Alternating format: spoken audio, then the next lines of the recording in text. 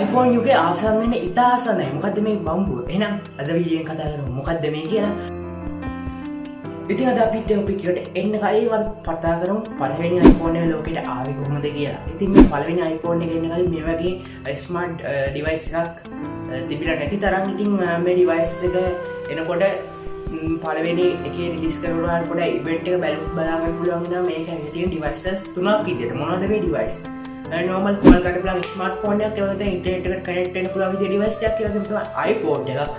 මේ තුනම එකට මික්ස් වෙච්ච විදිහට තමයි මේ iPhone එක මුලින්ම ලෝකෙට රිලීස් කරලා තියෙන්නේ. ඉතින් මේ iPhone එක එදායින් පස්සේ තමයි අද වෙනකම් මේ iPhone 12 ජෙනරේෂන් එක වෙනකම් එදා ඒ ඩිවයිසස් තුනක් එක මික්ස් වෙලා අපට ගන්න ඩිවයිස් එක තමයි අද වෙනකම් මේ ලෝකේ පවතින්නේ. මේ පළවෙනි iPhone එක රිලීස් කරන කාලේ මේක ගොඩක් අයට මැජික් එකක් වුණා. ඉතින් ඒක අදටත් එහෙමද? හරි ඒක පැත්තකින් දාලා දැන් අපි යන ටොපික් එකට පහිමු.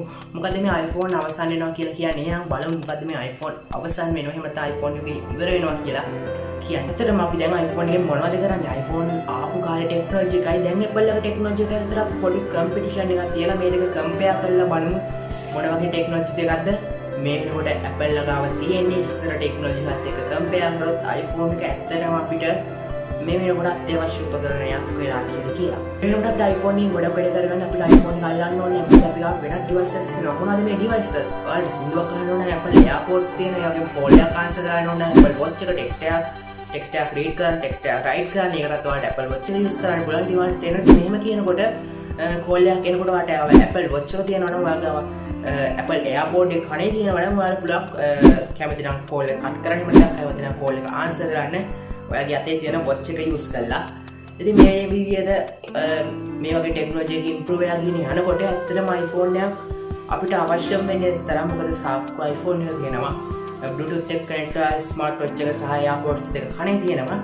ඉතින් අන්න ඒ නිසා මම හිතන්නේ iPhone එක තවත් අවුරුදු කිහිපයක් ඇතුළත ඉද ලෝකෙන් එන්න වෙලා යාවි. ඉතින් අපිට එහෙම කතා කරනකොට අඩු වෙන්නේ Apple ලගේ display එකක් විතරයි. ඉතින් මේ display එකත් මෙයාලා ඉස්සරහ ඉදිරි වසර දෙක ඇතුළත එලියට දාන්න සූදානම්ෙන් තියෙනවා. මේක සුපිරිමයි අමුතුම ටෙක්නොලොජි එක යූස් කරලා තමයි මේක හදන්නේ. මොකද්ද මේ ප්‍රොඩක්ට් එක කියලා තමයි අපි දැන් කතා කරන්නේ. ඉතින් මේකට කියන්නේ Apple Glass කියලා.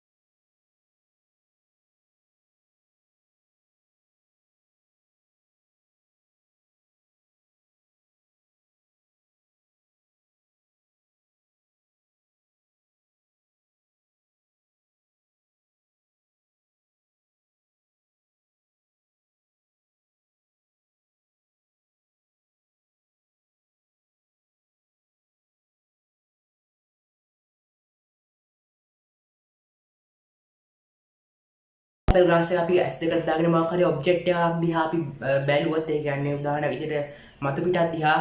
ඉතින් ඒක අපිට වෙනම එක්ස්පීරියන්ස් එකක් ඔයාලා දැකලා ඉතින් හයි එන්ඩ් මූවි වල බලා ගන්න පුළුවන් වෙනවා අපිට ඩිස්ප්ලේ යුනිට් එකක් මේ විදිහට. ඒ කියන්නේ අපි මෙහෙම අවකාශයේ මේ විදිහට අපිට ටච් කරන්න පුළුවන් විදිහට තියෙනවා. අන්න ඒ වගේ එක්ස්පීරියන්ස් එකක් තමයි මේ Apple Glass එකෙන් ඔයාලට ගන්න පුළුවන් වෙන්නේ. ඉතින් ඒකත් ඉදිරි වසර දෙක ඇතුළත අනිවාර්යෙන් Apple රිලීස් කරනවා. මේ වෙනකොට අපිට මේකේ ලීක්ස් බලා ගන්න පුළුවන් වෙනවා ගොඩක් වෙබ්සයිට් වල. ඉතින් ඔයාලට පුළුවන් කැමති නම් මේ වගේ ලීක්ස් එහෙමක් බලන්න ගිහිල්ලා ඒ වෙබ්සයිට් වලින්.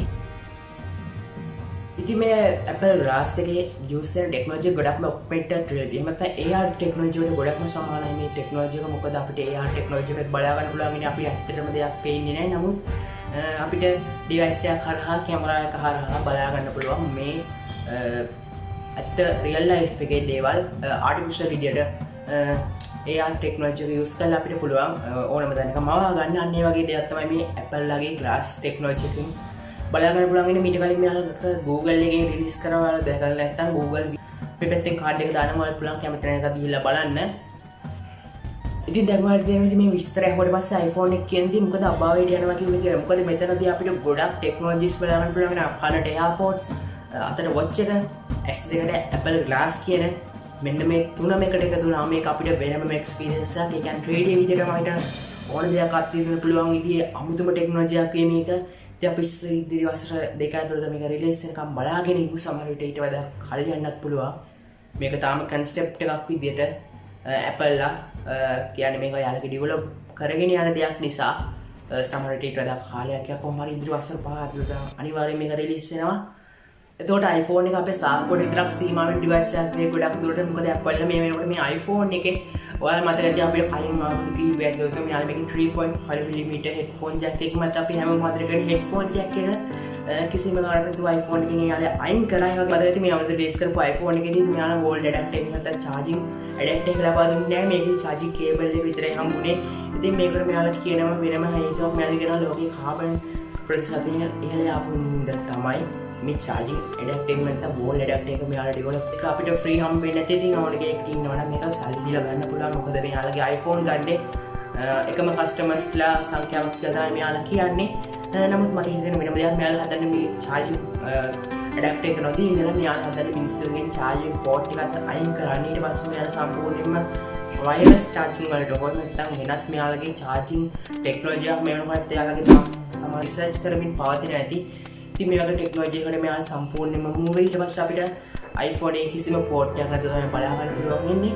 ඉතින් ඊට පස්සේ අපිට මෙයාලා ඊළඟ වසර කිහිපය ඇතුළත iPhone එක flip phone එකක් වගේ දෙයක් ඇති. Samsung ලගේ phone එක ආව ගොඩක් හොඳ concept එකක්. phone එකට වඩා ගොඩක් හොඳ concept එකක් තමයි මේ flip කියන්නේ. ඉතින් ඒ විදිහට iPhone එක මෙහෙම දෙකට සම්පූර්ණයෙන්ම නවලා සාක්කුවේ දාගන්න පුළුවන් තරමට මෙයාලා මේක ටෙක්නොලොජි එක improve කරගෙන යනවා කියලා. ඇත්තටම අපිට iPhone එකක් අවශ්‍ය වෙන එකක් නෑ. ඉතින් දැන් මම හොඳ knowledge එකක් තියෙනවා මේ Apple කියන device එකේ. නැත්නම් Apple iPhone කියන දේ. මොකද අභාවයට යන්නේ නැත්නම් iPhone එකේ අවසන් වෙනවා කියලා. ඉතින් මාගේ අදහස අනිවාර්යයෙන් කියන්නේ මේක සාක්කුවට පමණක් සීමා වෙන device එකක් විදිහට මම ඉස්සෙල්ලා කිව්ව විදිහට. ඉතින් අද කතා කරපු දෙයට මීට වඩා අමතර දේවල් වලක් දැන් ඇති.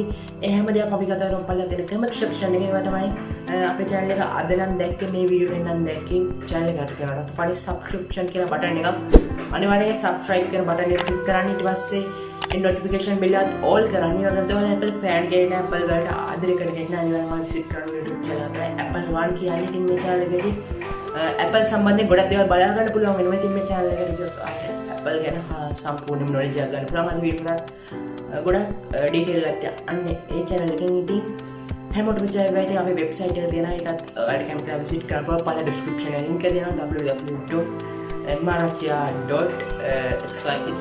එහෙනම් හැමෝටම ජය. මම MrAchiYa. Good luck. Bye bye. See you.